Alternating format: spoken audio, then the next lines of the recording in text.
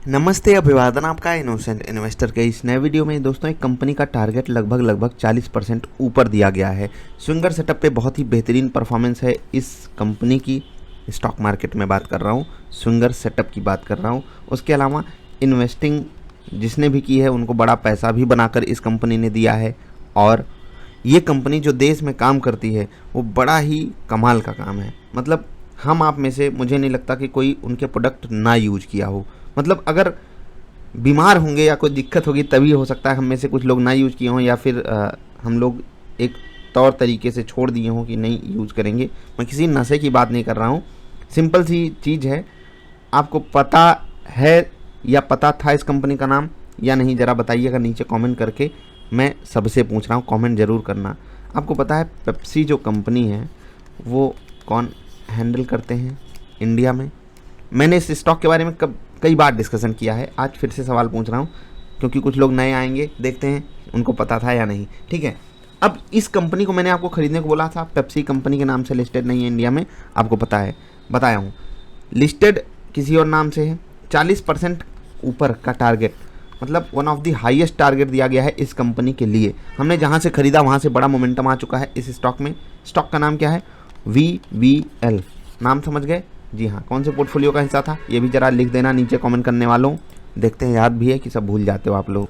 Jefferies की तरफ से 40% ऊपर का टारगेट क्यों आया VVL पे, वरुण बेवरेजेस लिमिटेड पे, ये हम जानेंगे इस वीडियो में। तो लाइक कर लीजिए, आगे बढ़ते हैं। कमेंट कर दिया ना आपने, आगे बढ़ते हैं। पहले चार्ट देखेंगे फिर बताएंगे कि ऐसा क्यों कहा गया है वरुण बेवरेजेस लिमिटेड के बारे में। ठीक, अभी पिछले 2 दिन से इसमें बड़ा मोमेंटम आया है, बाजार में भी मोमेंटम आया है। और क्योंकि ये सुगबुगाहट थी कि टारगेट इनका बढ़ाया जा सकता है, इसलिए पिछले कई दिनों से बड़ा मोमेंटम आ रहा था। हमने इसको बहुत सही समय पे पकड़ा था, भागने से पहले पकड़ा था, 2 बार 3 बार पकड़ा है। इस स्टॉक में थोड़ा सा मतलब एडजस्टमेंट भी हुआ है। तो अगर आप पिछला आप कोई प्राइस याद करके रखे हो तो जाकर देख लेना एडजस्टमेंट वाली न्यूज़ क्या थी इनकी। अब आगे बढ़ते हैं।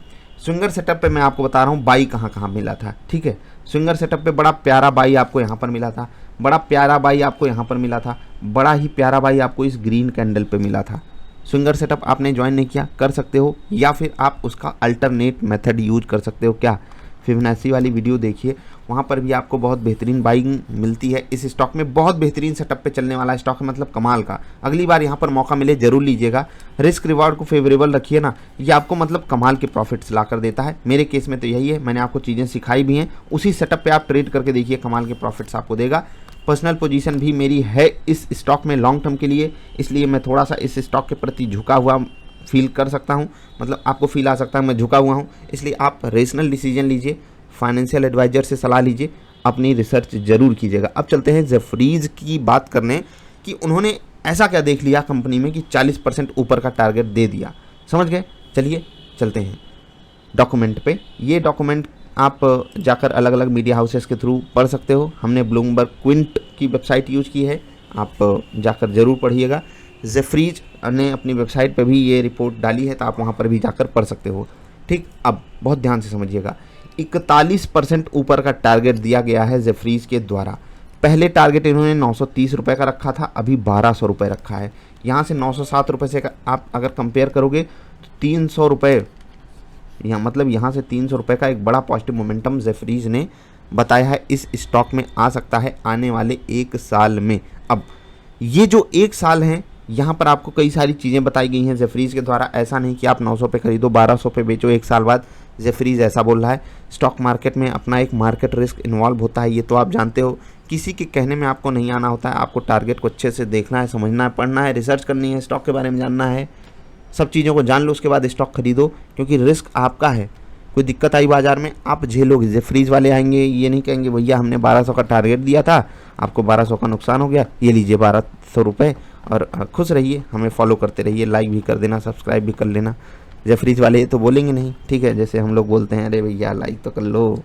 खैर, जेफरीज वाले जब ऐसा नहीं बोलेंगे तो रिस्क जब आप अपने पैसे पे ले रहे हो तो क्या करोगे? रिसर्च खुद भी करोगे कि ये जो बातें बोल रहे हैं क्या ये सच में होने वाली हैं। री रेटिंग की बात इन्होंने कही है। अब री रेटिंग का मतलब क्या है? कोई चीज़ 100 रुपये की है, कोई चीज़ 100 रुपये की बाजार में बिक रही है। अब ये 100 रुपये की चीज़ मान लेते हैं कि पेट दर्द ठीक कर देती थी। बहुत ध्यान से समझिएगा, री रेटिंग का आज आपको मतलब समझा रहा हूँ। ठीक है, पेट दर्द ठीक कर देती थी। अब लोगों ने क्या किया, इस 100 रुपये की चीज़ को यूज़ कर लिया पेट दर्द की दवा के रूप में। चलो भैया पेट दर्द ठीक हो रहा है, प्लस कुछ लोगों ने ये भी आकर बताना चालू किया कि भैया पेट दर्द के साथ साथ ये तो सर का भी दर्द ठीक कर दे रही है। अगर किसी को दोनों एक साथ हो रहा है तो ये दोनों ठीक कर दे रही है।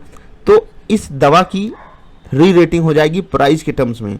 लोग अब इसको क्या कहेंगे, ये 50% प्रीमियम पे बिकेगी। क्यों? क्योंकि ये दो चीज़ों की दवा एक साथ है। जिसको सर दर्द भी है, पेट दर्द भी है, वो आकर इसको खरीदेगा। तो इसका प्राइस हो सकता है 150 हो जाए। ठीक है, अब ये 150 में बिकेगी। क्यों? क्योंकि इसका जो अंदर का पोटेंशियल था वो बाहर कैसे आया, कुछ लोगों ने बताया हाँ भैया ये सर दर्द में भी कमाल का काम करती है और भयंकर सर दर्द में तो एकदम बहुत बढ़िया काम करती है। लोगों ने चेक किया, बैक टेस्ट किया, हाँ भाई कमाल की दवा है ये तो, या फिर कमाल की औषधि है। तो 100 वाली औषधि 150 में बिकेगी, चीज़ वही है, लोग वही खरीद रहे हैं, दाम ज़्यादा पे कर रहे हैं। क्यों? क्योंकि री रेटिंग हो गई। री रेटिंग ऐसे ही होती है, कंडीशनल चीज़ें जब आपके फेवर में हो जाएं, मतलब कंडीशन आपके फेवर में हो जाए, ऊपर वाले का आपके सर पे हाथ हो जाए, समझ लीजिए आपके स्टॉक की री रेटिंग हो गई। जैसे अभी रिसेंटली री रेटिंग किसकी हो रही है, आपके प्यारे दुलारे कंपनी एक्साइड की। क्यों हो रही है? क्योंकि उन्होंने अपने इंश्योरेंस बिजनेस को HDFC लाइफ को बेचने का प्लान बनाया एक बढ़िया वैल्यूएशन पर, बढ़िया दाम पर बेच रहे हो अपनी चीज़ों को, मतलब आपके लिए तो अच्छा है, इसमें तेरा घाटा मेरा कुछ नहीं जाता। वीडियो अवेलेबल है, ज़रूर देखना, मज़ा आएगा आपको। अब आगे बढ़ते हैं, री रेटिंग यहाँ पर क्यों हो रही है वो जानेंगे। सबसे पहले रिकवरी इन वॉल्यूम। अब ये तो आप बड़े प्यार से समझ गए होंगे रिकवरी इन वॉल्यूम क्यों। एक चीज़ तो आपको पता है, जैसे मैंने शुरुआत में कहा था कि इनके प्रोडक्ट्स लगभग हर कोई यूज किया होगा या यूज करते हैं हम लोग। ठीक है, अक्सर यूज करते रहते हैं, जबकि करना नहीं चाहिए। वैसे देश में जो चीज़ें मना करो वही होती हैं, तो यूज़ तो करेंगे लोग, क्योंकि मतलब ये देश उसी रास्ते पे है ना जहाँ जो काम वेस्ट कर रहा है वही हम भी करना चाहते हैं। खैर यहाँ पर मैं प्रवचन देने नहीं आया हूँ, हमें पैसे कमाने से मतलब है। वॉल्यूम बढ़ेगा मतलब लोगों की तरफ से डिमांड बढ़ेगी। न्यू लॉन्चेस मतलब नए प्रोडक्ट्स ये लेकर आ रहे हैं कंपटीशन को टैकल करने के लिए।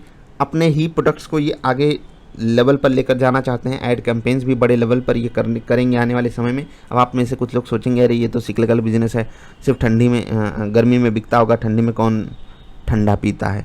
तो हाँ, हमारी तरफ तो कहावत थी, इसको ठंडा ही कहा जाता था। ठीक है, क्योंकि ये वो ज़माना था सन 2000 का, 2005 2010, जब अक्सर घरों में रेफ्रिजरेटर्स नहीं होते थे। मैं नॉर्मल मिडिल क्लास फैमिली की बात कर रहा हूँ या उसके नीचे की, बड़े घरों की बात नहीं कर रहा हूँ। अब जब रेफ्रिजरेटर नहीं होते थे 2005, उस समय लोग कोल्ड ड्रिंक को ठंडा बुलाते थे। आप में से कितने लोगों ने ये एक्सपीरियंस किया ज़रा बताइएगा।